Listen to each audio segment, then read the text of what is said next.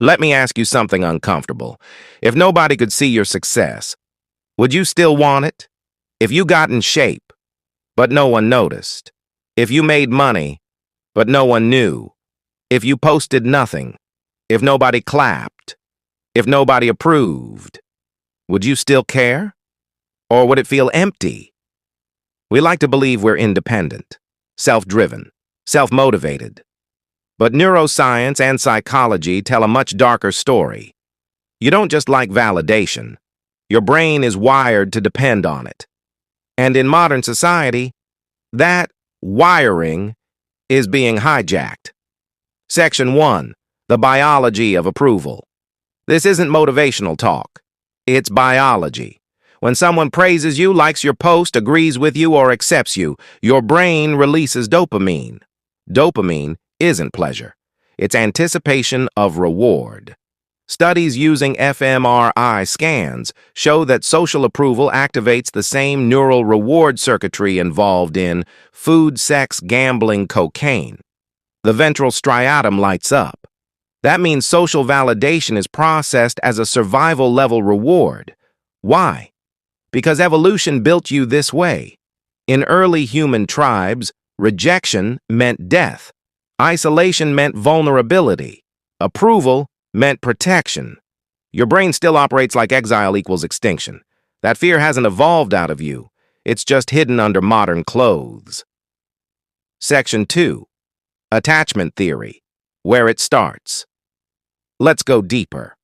Attachment theory, developed by John Bowlby and expanded by Mary Ainsworth, shows that your need for validation starts in childhood. If your caregivers were inconsistent, emotionally unavailable, critical, conditional with affection, you learn something dangerous. I am loved when I perform correctly. That belief buries itself into your identity. Now, as an adult, you don't want love. You want proof that you're acceptable. That's why you over-explain yourself. You seek reassurance. You check your phone repeatedly. You feel uneasy when someone is silent. It's not weakness. It's conditioning.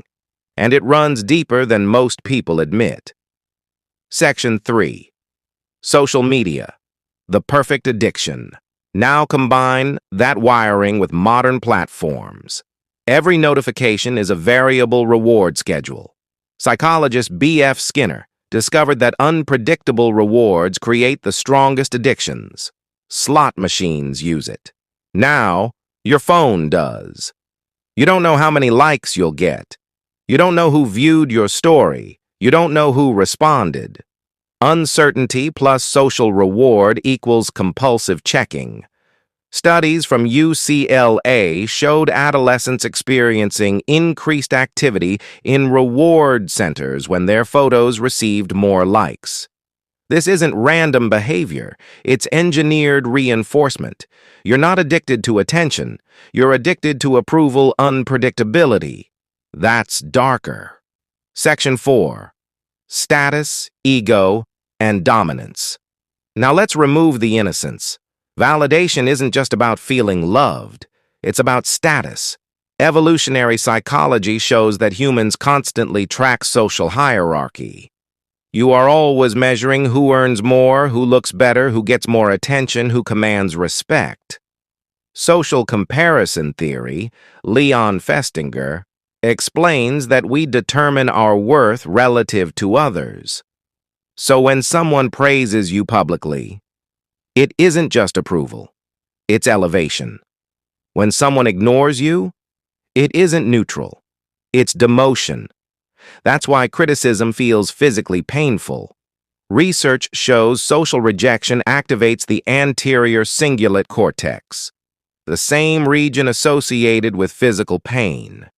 Your brain does not distinguish sharply between social injury and physical injury, which means some of your confidence goals aren't about growth. They're about climbing the hierarchy.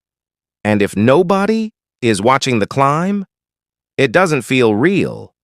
That's the part people don't want to admit. Section 5. The dark truth. Your identity may be built on applause, Here's the uncomfortable possibility.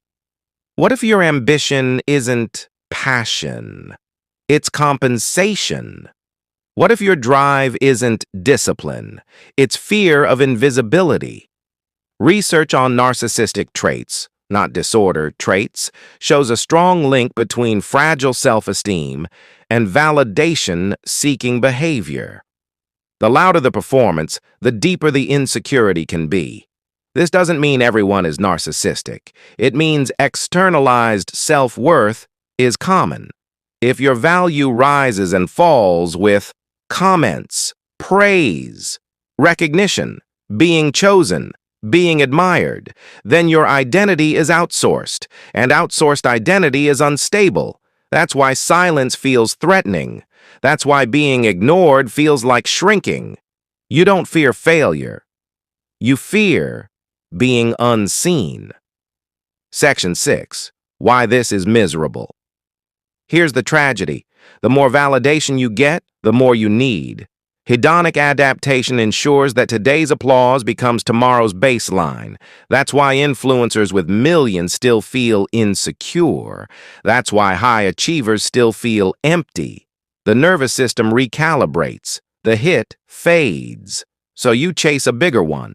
Bigger success, bigger body, bigger audience, bigger reaction. But the underlying wound remains untouched. Because validation never fixes worth. It only temporarily numbs doubt. Last section. This is not about becoming emotionless. Humans are social creatures. Validation matters. But here's the line. When validation becomes oxygen, you suffocate without it. Ask yourself something honest tonight. If nobody could see you for a year, who would you become? If nobody applauded, who would you still try to be? That answer tells you whether you're living or performing, and that realization is heavy.